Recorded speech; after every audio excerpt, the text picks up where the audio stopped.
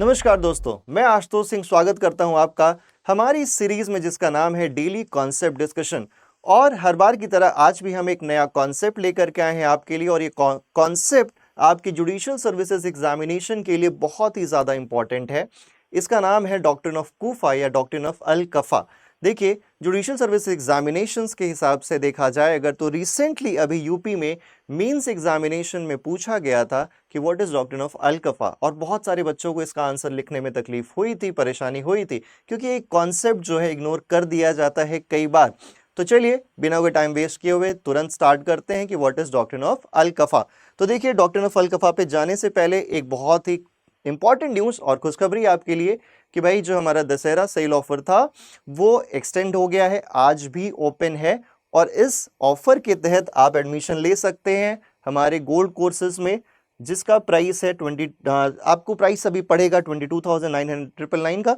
और वैसे ही platinum batch जो है, इसको आप कोर्स को परचेज अगर करते हैं तो इसका प्राइस आएगा आपको 27,999। तो देखिए, इन कोर्सेज को परचेज करने के लिए आपको कोड लगाना है ASHULIVE आशु लाइव, और इसके बाद आप ये डिस्काउंट्स अवेल कर सकते हैं। तो चलिए दोस्तों, अब इसके बाद सीधे बात करते हैं हम लोग अपने डॉक्ट्रिन ऑफ अल कफा के बारे में।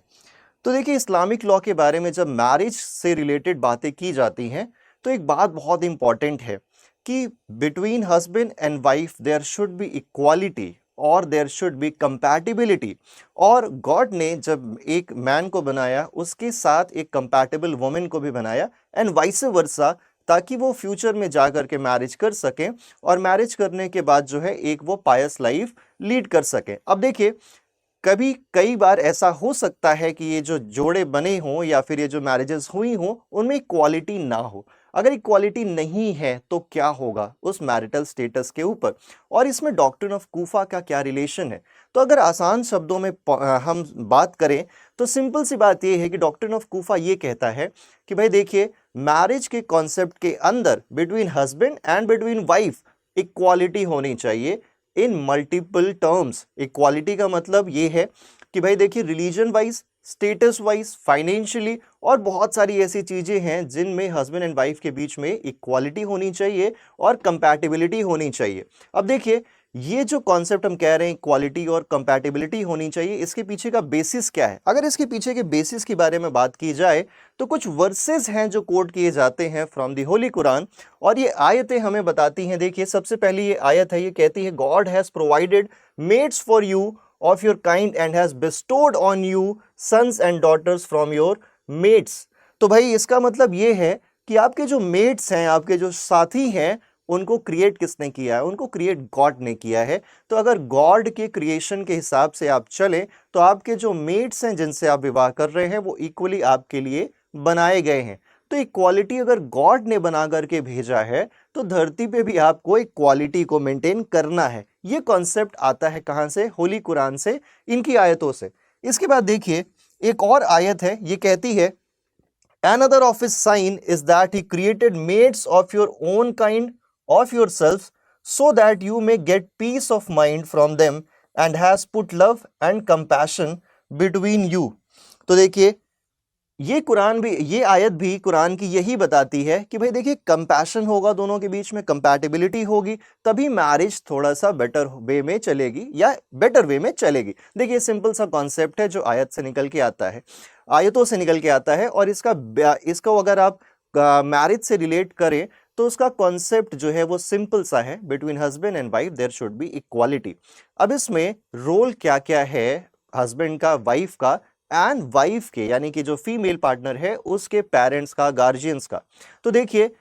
गार्जियंस के ऊपर भी एज पर इस्लामिक लॉ ये एक तरीके की लाइबिलिटी लगाई गई है कि भाई देखो, जब भी आप अपनी डॉटर की शादी कर रहे हो या अपने वार्ड की शादी कर रहे हो फीमेल रिलेशंस की, तो ऐसे में आपको ये देखना है कि जो उसका ग्रूम होगा वो कंपैटिबल है या नहीं है, और उसके बहुत सारे एरियाज हैं, टर्म्स हैं जिसके बेसिस पर कंपैटिबिलिटी देखनी है। और अगर कंपैटिबल ना हुआ तो क्या होगा मैरिज? तो अगर कंपैटिबल ना हुआ तो आप देखेंगे कि इस्लामिक लॉ के अकॉर्डिंगली सुन्नी सेक्ट में ये जो वाइफ है जिसने इनकम्पैटिबल हस्बैंड से शादी कर लिया है and against the will of their parents, यानी कि अपने पिता या अपने गार्जियन की इच्छा के बिना उसने शादी कर ली है एक ऐसे व्यक्ति से जो कंपैटिबल नहीं है अंडर मेनी टर्म्स, अभी हम आगे उसके बारे में बात करेंगे। तो ऐसी परिस्थिति में क्या होगा, ऐसी परिस्थिति में वाइफ के पास एक राइट होता है कि वो डाइवोर्स ले सकती है। इसी डाइवोर्स लेने के राइट को लिया कहां से गया है या इसका जेनेसिस या बेसिस कहां से है,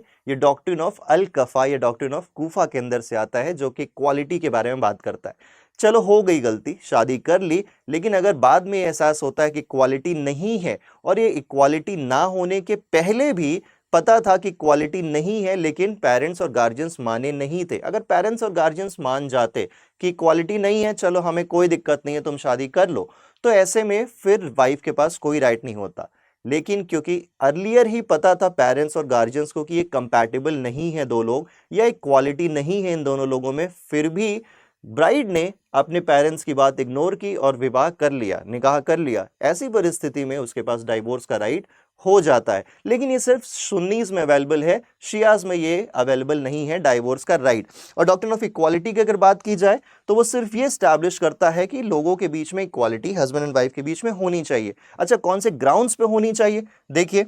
लीनिएज की बात की जाए, लीनिएज का मतलब ये है कि वो जैसे कहा जाता है ना आमतौर पे भारत के अंदर कि कौन से खानदान का है, लड़का किस खानदान का है या लड़की किस खानदान की है, तो ये वो वाली बातें हैं भाई, कौन से लीनिएज की है, कौन सी फैमिली को बिलोंग करता है लड़का या फिर लड़की, वहां से इक्वालिटी या कंपैटिबिलिटी का कॉन्सेप्ट भी लिया जाता है। कि अगर मान लीजिए एक लड़का है जो कि बहुत ही रिनोन्ड फैमिली को बिलोंग करता है, बहुत ही ऊंचे खानदान का है, and the girl is from the lower खानदान, तो ऐसे में कोई दिक्कत नहीं है। लेकिन अगर इसी को आप ऑपोजिट कर दें कि भाई गर्ल है जो बहुत ही रिनाउंड फैमिली से, बहुत ही ऊंची फैमिली से है, बहुत ही समृद्ध परिवार से आती है, बहुत नाम है उनका, रुतबा है बहुत ज़्यादा, लेकिन जो बॉय है he is from a average family जिसका कोई बहुत ज़्यादा नाम नहीं है, बहुत ज़्यादा कुछ ऐसा नहीं है दुनिया के अंदर, ये अगर शादी कर दी जाए तो यहाँ पे इनकम्पैटिबिलिटी और इनइक्वालिटी होगी। ऐसे में अगर वो सुन्नी लॉ को बिलोंग करने वाली ब्राइड है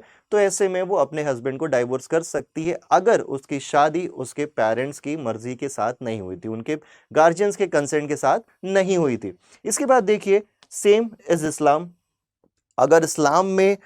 शादी नहीं की जाए, विवाह ना किया जाए तो फिर डिफरेंस होगा और इनकम्पैटिबिलिटी होगी। इस्लाम के बेसिस पे भी क्या होना चाहिए, आपके बीच में कंपैटिबिलिटी होनी चाहिए, डिफरेंट सेक्स, डिफरेंट स्कूल्स, इन सब के बेसिस पे। इसके अलावा देखिए रिलीजियोसिटी की बात की जाए अगर, तो क्या वो व्यक्ति धार्मिक है या नहीं है, क्या वो अपने होली कुरान या जो हदीस है, सुन्नतें हैं, उनके अंदर की चीज़ों को मानता है या फिर नहीं मानता है। सपोज एक हस्बैंड है जो ड्रंकर्ड है, दिन भर शराब पीता है, जुआ खेलता है या ऐसी हरकतें करता है, ऐसे में माना जाएगा कि the marriage is not compatible और हस्बैंड एंड वाइफ के बीच में कंपैटिबिलिटी नहीं है।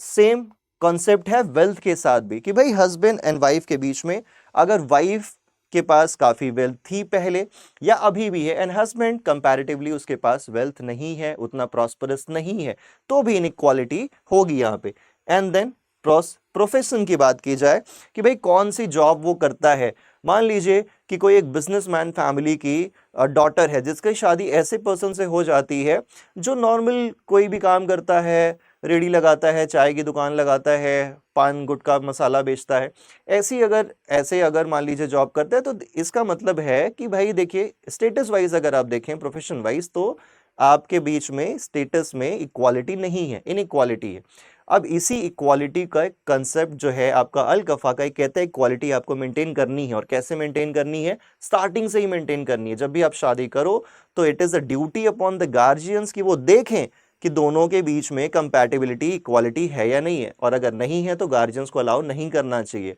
और अगर गार्जियंस अलाउ नहीं करते फिर भी ब्राइड कर लेती है तो सुन्नी सेट के अंदर अगर ब्राइड है, उस सेक्ट को बिलोंग करने वाली है, तो वहां पे वो डाइवोर्स भी ले सकती है, ये उसका अधिकार है। सो दैट्स ऑल फ्रेंड्स, ये था आपका डॉक्ट्रिन ऑफ अल कफा या डॉक्ट्रिन ऑफ कूफा या फिर डॉक्ट्रिन ऑफ इक्वालिटी। अब देखिए इन टॉपिक्स जैसे हम डेली डिस्कशन कर रहे हैं, इनके ऊपर अगर आपको नोट्स चाहिए हो तो अपना कमेंट हमारे कमेंट बॉक्स में छोड़े, हमारी टीम आपको कांटेक्ट करेगी और वहां से आप इससे रिलेटेड या इन टॉपिक से रिलेटेड नोट्स को इजीली पा सकते हैं। Thank you so much guys.